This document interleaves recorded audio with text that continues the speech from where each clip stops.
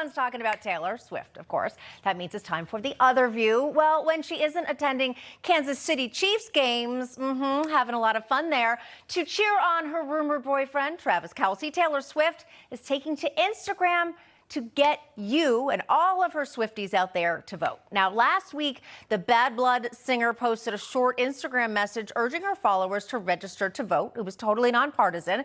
Here's what she wrote. I've heard you raise your voices, and I know how powerful they are. And register, the Swifties sure did. 35,000 people followed her advice and can now vote in the 2024 election. Joining us now to discuss the wow power of all of this and more, our panel, former vice chair for the New Jersey Federation of Republican Women and host of Money Talk with Melanie, Collette, and TPUSA contributor Morgan McMichael. Great to have you both with us here. Melanie, it's no denying that the Taylor effect, the Taylor Swift effect is major. And rather than go partisan on this, I'm kind of curious about the broader social effect. What is it, or how amazing is it that celebrities like Taylor Swift can actually grab people's attention way more than the politicians running for office? You know, I appreciate the fact that she did this and has more young people registered to vote. I really do.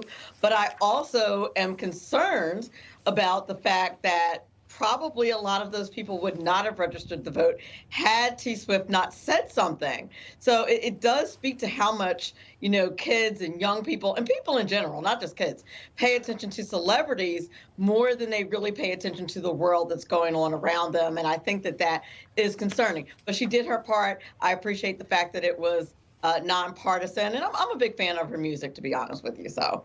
All right, Morgan, do you take issue with celebrities getting involved in politics overall? I mean, it happens all the time, no matter what side of the aisle they happen to be promoting. You know, I'm all for Taylor Swift getting people to vote because that's what Americans should do. If you're able to vote, it's an honor, it's a privilege, so we should do it. So I appreciate that. But what do you think about it when they then go to one side or the other? Absolutely. I think that celebrities that are promoting voting should be nonpartisan, just like how Taylor Swift did. And also, I saw a poll this morning that out of those 35,000 voters that did register, that majority of them actually leaned conservative and were registering for the Republican race, which I find really interesting, seeing that Taylor Swift is notoriously a more liberal person. And I mean, it's no surprise that she is pushing her fans to go out and register to vote. So I do think that this is a very positive thing. And if a celebrity is going to do it, be nonpartisan, encourage your fans to vote. Especially, it's very important. Gen Z is the largest voter bloc going into the 2024 election. I believe there's more than 50% are going to be Gen Z and millennial ages. So it's super important that everybody has the right to exercise their civic duty and is also an educated voter. So I do appreciate what Taylor Swift is doing. And I find it interesting that majority of the people that registered from her fan base were conservatives. Yeah, super, super interesting. I have to give a shout out. Taylor Swift actually is from my hometown of Wyomissing, Pennsylvania, and went to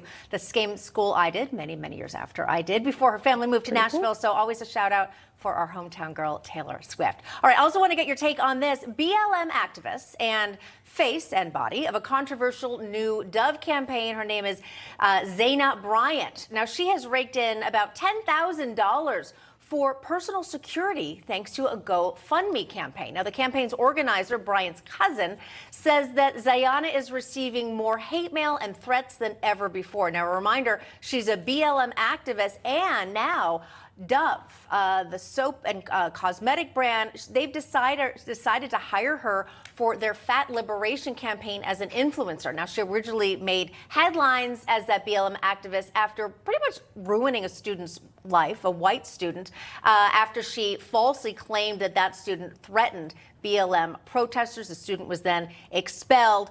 Melanie, it's interesting because it seems like this woman causes big problems for other people. RFK Jr. can't even get security, but now people are donating to protect this woman. Your thoughts? And listen, it's their money if they want to donate to this woman. But it really irritates me, people like this who try to get people in trouble for being racist when it turns out that she thought she overheard something. And at a protest, like, how dare a white person say something that she thought might be problematic and might be racist, and therefore she should get expelled from school. Since when is being a racist, not that this person was proven a racist, but since when is that a reason to expel someone from school? This is the thing that makes me mad about the entire movement. It was supposed to be so that we could have equality, not so we could punish people for their viewpoints. Yeah. And that is just wrong. Yeah, and to your point, Melanie, the UVA student who was expelled, the white student, was completely exonerated with eyewitnesses saying, no, that never even happened. So she was accused and punished for something she didn't even do. Morgan, last word for you.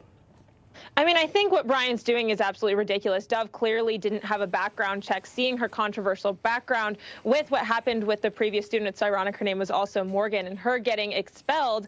And I don't think that people should be donating to something like this. I mean, I can't even get security for most things, and many conservatives get death threats and hate emails on the daily. And now we have these liberal BLM supporters saying that she needs security, but they're also anti-police. It really doesn't make any sense, and I think there's just a lot of entitlement here. And Dove really made a PR disaster with this one, and I think that they deserve the Bud Light treatment as well as the Target treatment. Why would they uplift somebody that is like this? Very good points. Melanie, Collette, Morgan, McMichael, thanks for being with me on The Other View. Appreciate it. Thank you. Thank you.